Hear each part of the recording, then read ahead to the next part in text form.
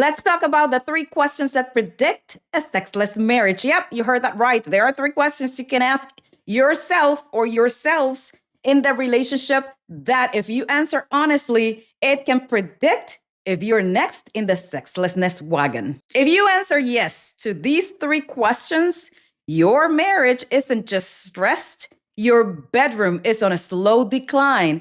And the sooner you catch it, the easier it is to fix.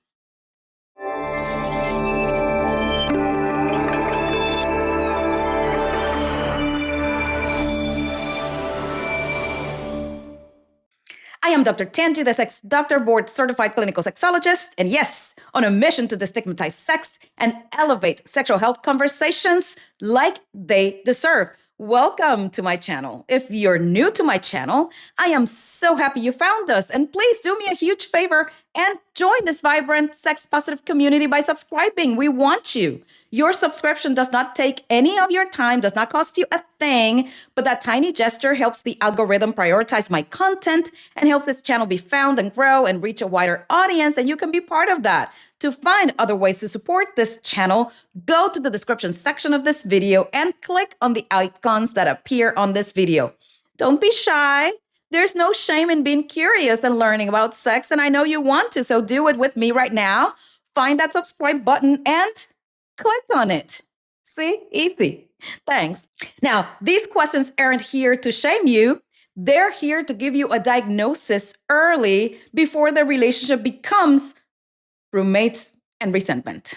Why do these 3 questions matter? Well, a sexless marriage rarely starts with, we don't love each other anymore. It usually starts with emotional distance, unresolved conflict. It goes also or starts with exhaustion and routine, avoidance of anything that has to do with connection, especially in the sexual arena, and a lack of repair in the relationship. So sex is often the first place that this connection shows up because sex requires vulnerability, energy, and safety.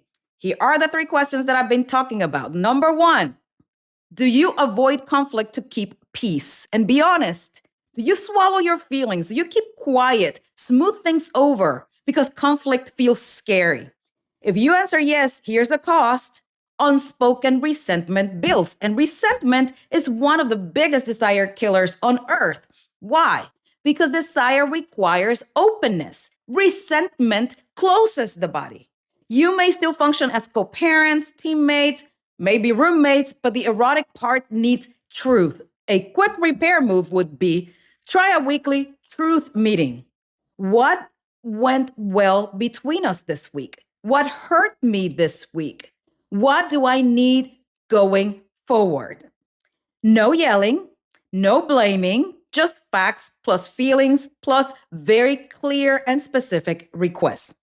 The next question is, do you use affection, attention, or sex as a weapon? This one stings, I know. So listen with compassion. Do you withdraw touch when you're upset? And a lot of people do this. You stop kissing, hugging, flirting, being close, give the cold shoulder, punish your partner with distance, with the silent treatment, with passive aggressiveness. Or on the other side, do you become only affectionate when you want sex? Both patterns create the same outcome. Touch becomes unsafe. And when touch becomes unsafe, sex very often follows and disappears because the low desire partner thinks, if I hug you, you'll escalate this into something sexual that I don't want. And the high desire partner thinks, if I'm affectionate, I'll be rejected again. So both people stop reaching and trying. And a quick repair move would be make non-sexual touch safe again. So try this agreement. For the next 2 weeks, we will do 10 minutes of touch daily with no escalation for sex, no pressure. We're just rebuilding safety. And that is how intimacy comes back. The next question number 3. Do you expect your partner to just know what you need? And this is the mind reading trap, especially in people who have been together for a long time. People say, if they loved me, they would know. But love doesn't equal mind reading. Nobody is a mind reader. And desire doesn't thrive on guessing games. If you've never clearly stated what turns you on, what shots you down, what you need emotionally, what you crave, what you desire, how you like to be approached, touched, prodded, what kind of foreplay you need, then your partner cannot succeed. It's a trap. And when people fail repeatedly at something, you know this, they stop trying. So a quick repair move would be create an erotic blueprint, a conversation with 5 prompts. I feel most desired when you fill the blank. A guaranteed desire killer for me is state what it is. My favorite kind of touch is, and say it out loud. The best time of the day for intimacy for me is, say the time. One thing I want to experiment with is, and name the thing. That's how couples move from duty sex and rejection to collaboration in this erotic experience. 0 yes answers to those questions? Well, you're not immune, but you're in a good place, so protect it. If you answer yes to 1 question, start the repair now. If you answered yes to 2 questions, you're on the dead bedroom ramp, intervene immediately. And if you answered 3 of the 3 questions with a yes, likely you already are feeling the effects, so get support and make a plan. And let me add something important.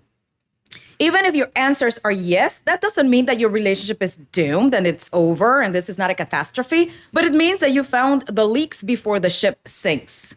So I want you to do this week. Pick one, do the 10-minute weekly truth meeting, or do the 14-day safe touch challenge, or do the erotic blueprint prompts together this week. Small rituals done consistently outperform big talks done just one. This is not a one and done. This is a series of steps that you have to keep working on. So, question for you, let's talk.